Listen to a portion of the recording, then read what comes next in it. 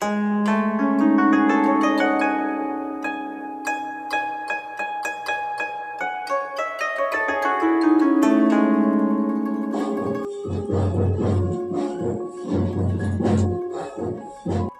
সীমার বেশি না,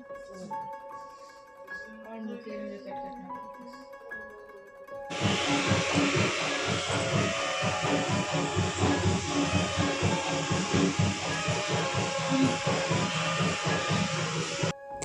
আমরা কিন্তু বিয়ের সাজে একদমই সবাই রেডি, তবে আমাদের আগেও চলে গেছে বরের গাড়ি, আর সেখানে গেছে বরের সাথে তার বন্ধুবান্ধব, মানে দাদা আর তার বন্ধুবান্ধব।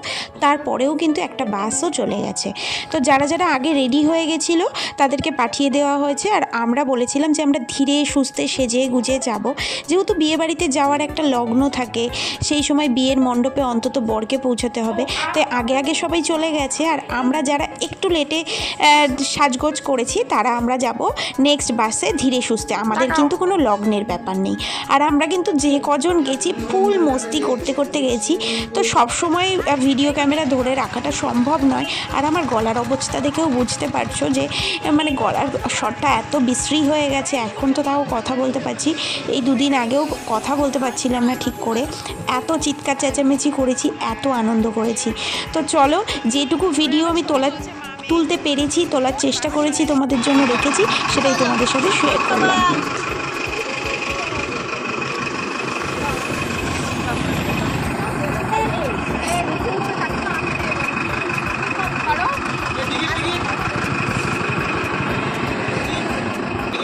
আমার বর দিয়ে দেবে বলেছে টিকিট।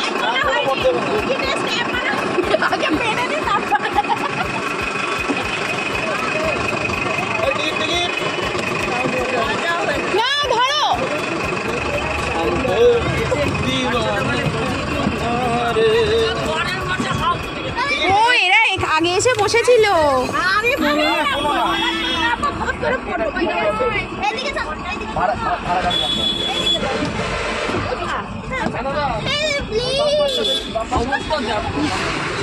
বাচ্চার মধ্যে বসে রয়েছে।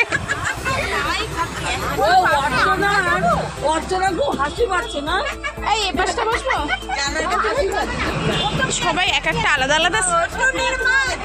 আমি এখানে বসবো বসবো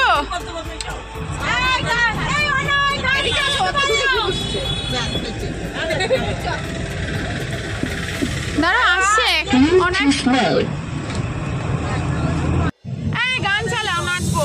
একটু বসো, একটু বসো।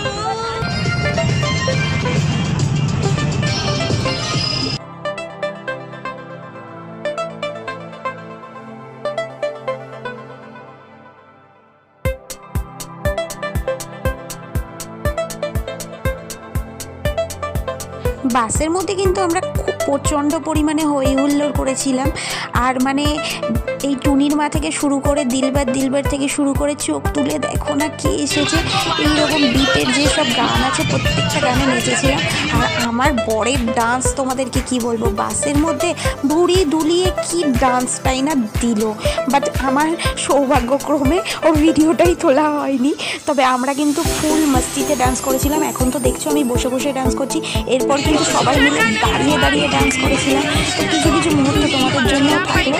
তো আর বেশি ডিস্টেন্সের রাস্তা ছিল না, তবুও আমরা ফাটিয়ে ডান্স করেই কিন্তু সবাই মিলে। একটু আমার খিদে পেয়েছে বড্ড।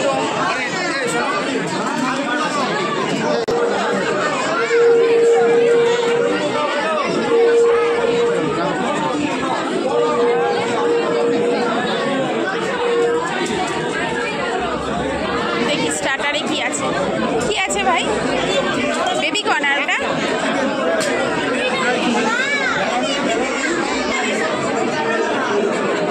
অল্প করে, অল্প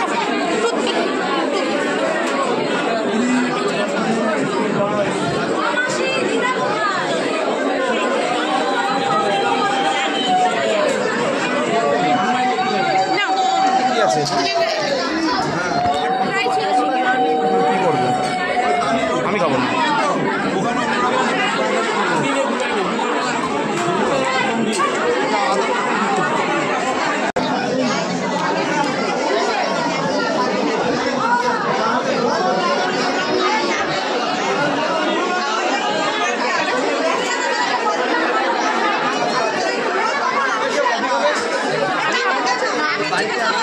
কফি খাও দেখো ওখানে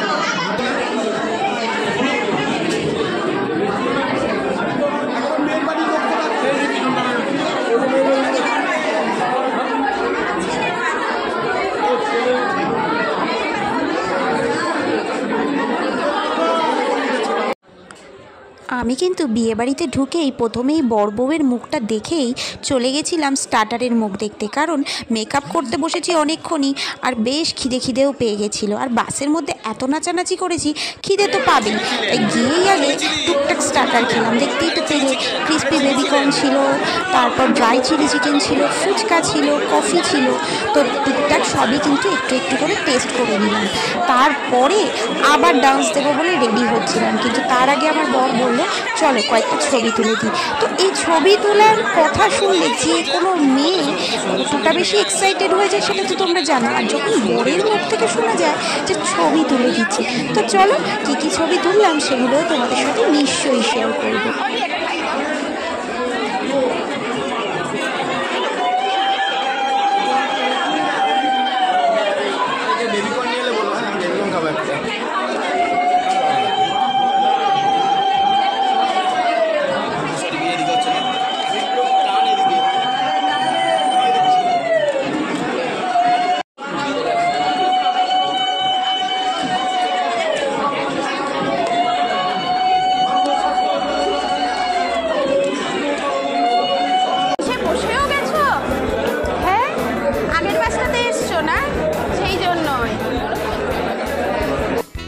আর এখানে আমাদের পাড়ার সকলেই রয়েছে মোটামুটি, যারা আগের বাসটাতে চলে এসেছিল, তো তারা খেতে বসে পড়েছে, তো তাদের সাথে একটু টুকটাক গল্প করে নিলাম। আর এই দিদির শাড়িটা কেমন হয়েছে সেটা বলো, শাড়িটা দেখে আমি জাস্ট প্রেমে পড়ে গেছি। আমরা এবার এলাম বাইরেটায়, ওই জায়গাটা প্রচণ্ড ভিড় ভাট্টা রয়েছে, তো সমস্ত স্টার্টার ট্রাই করা হয়ে গেছে। আর এবার একটু এলাম বাইরের দিকে একটু ফ্রেশ হাওয়া নিতে।